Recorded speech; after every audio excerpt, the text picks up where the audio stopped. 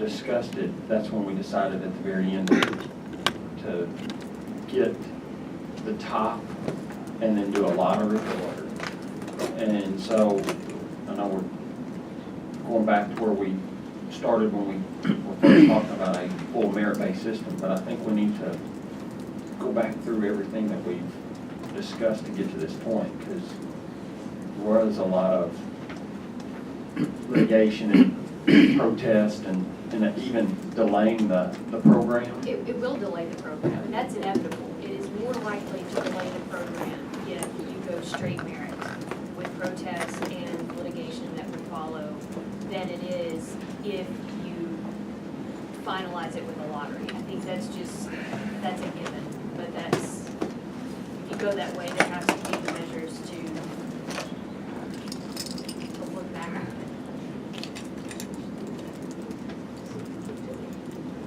So you're saying that it delay if they have lawsuits?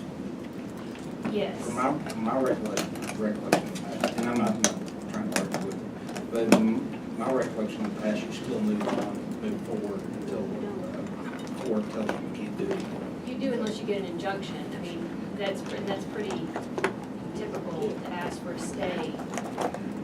In that regard, you could have the person that's number 6 out there joining in and suing for there to be an injunction. So if somebody doesn't get up and open, then they have more of a chance to, I mean, there's the thought that the court may not shut you down once you start it. So you bring in the people that are coming behind you to sort of help fight against you. You have more parties than you think will start challenging. That's exactly what happened in Florida, and it significantly delayed operational cultivation facilities under that exact set of sort of challenges.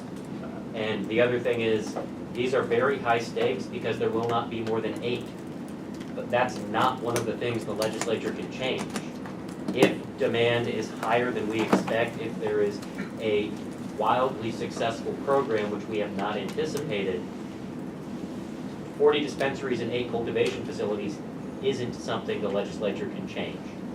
So the idea of challenging one of those first 5 cultivation facilities is likely significant. I mean, I think it's going to be challenged either way.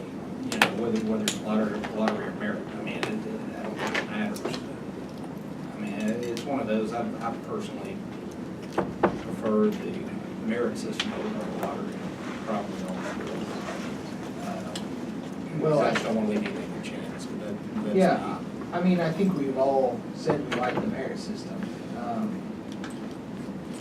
Commissioner Carroll's idea of, right, you know, it seems easier, and maybe this is where we go for the day and figure out, without maybe changing the whole thing. At this point, obviously, we've got public comment. I think we'll hear significantly on this issue, one way or the other. Does it make sense? Mary, do you remember how many points were in here? Is it 270? 270. Okay. When I looked at the 270, I mean, basically right now, we're saying you have to have 243 points to be in a lottery. If we make that, 95 percentile, you've got to have 57 points. Does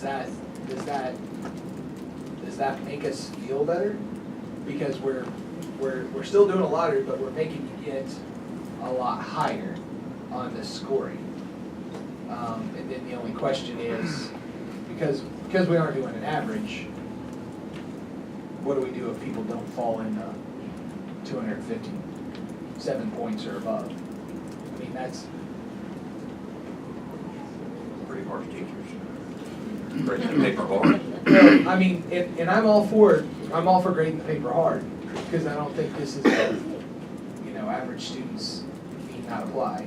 I think that's part of the message we're sending, and I'm okay with sending that message. But I mean, I guess that's my question is, do we feel better with 95 percentile without necessarily changing everything? We're still trying to say, okay, we want something better But if we do the 95th percentile, 94% are gonna sue. It's the way I see it. Yeah, I mean, the problem is if we do the 90th percentile, the 89th percentile, you know, there's always gonna be that, and I don't know that we can, I don't think we wanna be a pure lottery state. I think we've talked that out.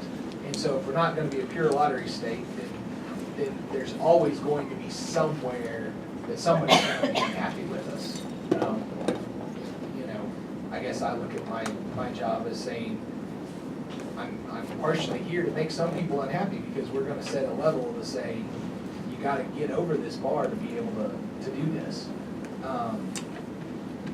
So I guess my question is, does that, you know, as a way to resolve it today, is that something we would wanna do? Is go to the 95th percentile? I still say we need to straight merit, but that's me. I guess I have a question on, one of the things that concerns me about all this is the things that we do.